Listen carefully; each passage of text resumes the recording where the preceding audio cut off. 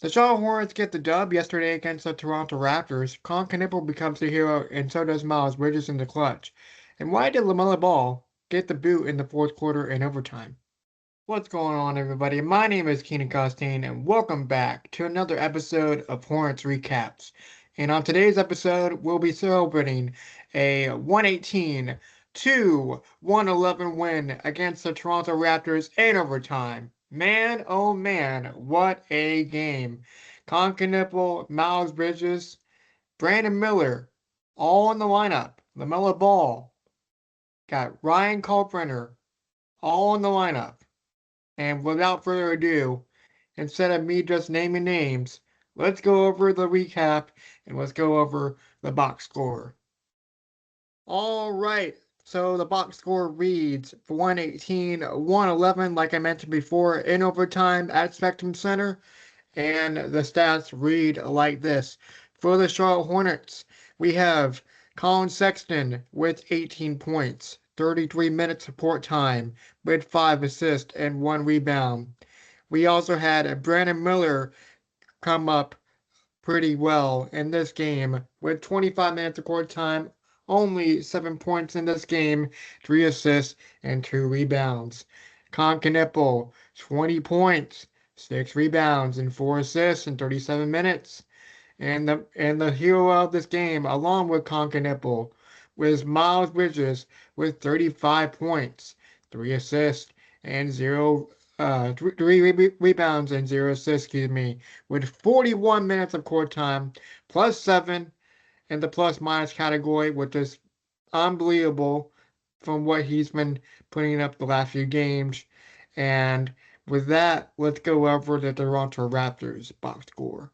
For the Toronto Raptors, we have Scotty Barnes with 30 points, 12 rebounds, and 5 assists in 35 minutes. We have Brandon Ingram with 40 minutes, 22 points, 6 rebounds, and 4 assists. Emmanuel Quickley was a big factor in this game with 22 points, 10 assists, and 3 rebounds. And Jacoby Walker, 27 minutes of court time, having 5 points, 7 rebounds. And we also had Jamal Shed having 23 minutes of court time with 3 points, 2 assists, and 3 rebounds. And looking at the box score by quarter, we have the Toronto Raptors winning the quarter 34-21 against the Charlotte Hornets. In the second quarter, 24-31, the Hornets winning that one. And 29-28 in the third, Toronto winning that one.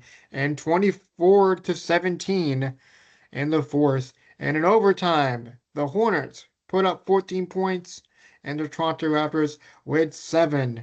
Now let's take a look at the team stats from both teams. We had the Toronto Raptors shooting 44.4% to the Charlotte Hornets 41.1. In the three-point percentage category, we had the Toronto Raptors shooting 9 for 29, and the Charlotte Hornets shooting 10 for 39 from three-point percentage. And the Hornets were able to win the free throw percentage contest 89.7% to the Toronto Raptors 82.4. The total rebounds was 52 to the Hornets 39. The offense rebounds going to Toronto once again with 17 to Charlotte's 12. 35 for defensive rebounds, 27 for Charlotte. In the assist category, we had 34 for Toronto, 24 for Charlotte, 3 blocked shots for Toronto, 5 blocks for Charlotte. In the steals category, with the Hornets winning that one 10-6. In the turnovers category, with the most turnovers this game, with Toronto with 15 to Charlotte only having 9 turnovers. The points of turnovers 13-19, with the Hornets having the most. In the fast break category, we had 13 for Toronto, 7 for Charlotte. In the points in the paint category, 62 for Charlotte, 52 for Toronto.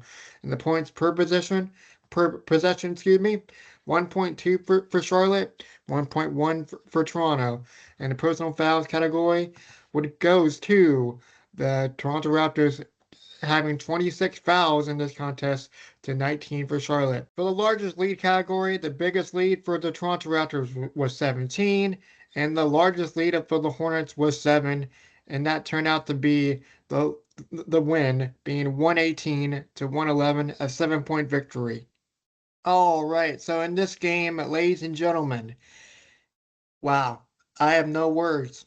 Being down as much as 17 points throughout this game, and the Charlotte Hornets wasn't able to take the lead until late in this fourth quarter of the contest. Going, however, going on a looking at my notes here, 30 to 11 run in the last 10 minutes of regulation slash overtime. So, what do I think about this contest? Well, with 12.6 seconds left, I thought it was all over with the Toronto Raptors coming down, shooting free throws, and was able to make two important free throws to make it a 3-point game.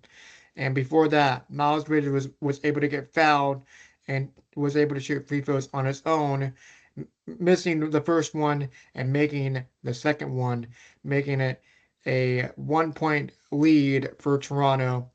And with those two important free throws made by Toronto, I thought it was done. And then all of a sudden, with 9.9 seconds left, Knueppel comes around the corner, and shoots a three.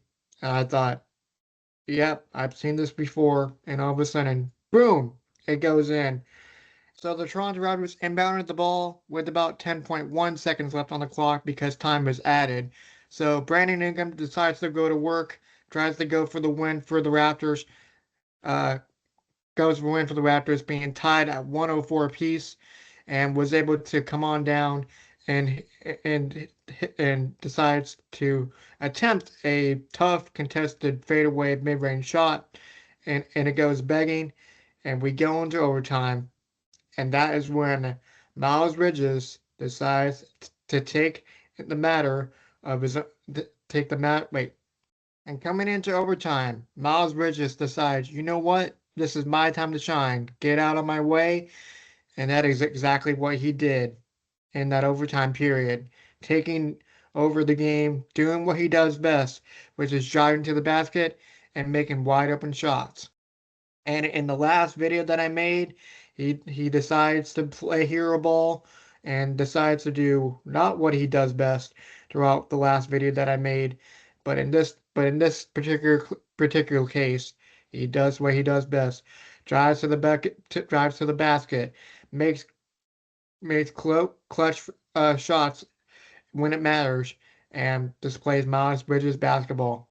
That was, to me, the most impressive win that I've seen from this team so far, and it was a great feeling.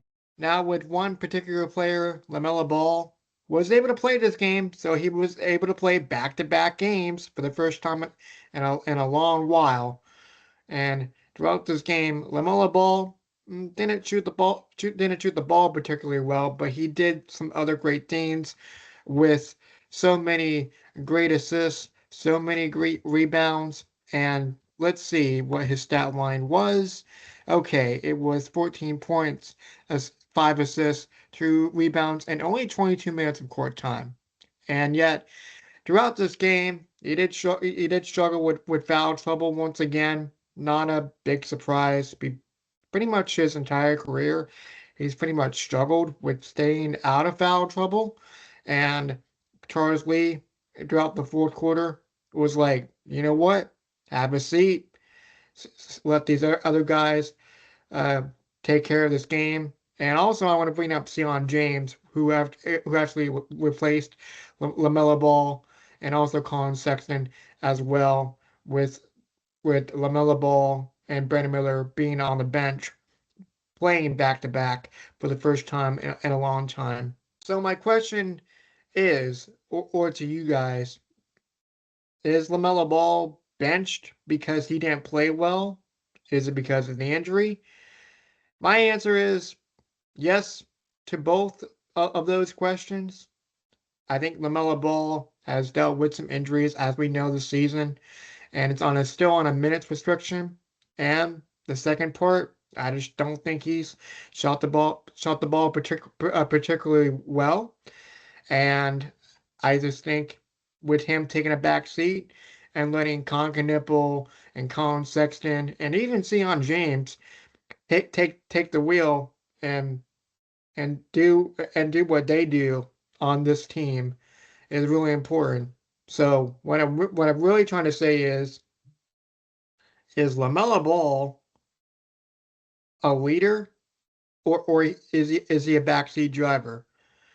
Um, I would say he's a leader at some point. You know, he's been on the team for quite some time since 2020, and with the, with him being a backseat driver, I would say, change it up. And I was so happy to see Charles Lee and staff, change the lineup in the fourth quarter and overtime. That's why we went on the huge run of 31-11, in the final 10 minutes because LaMelo Ball got benched with around 7 to 6 minutes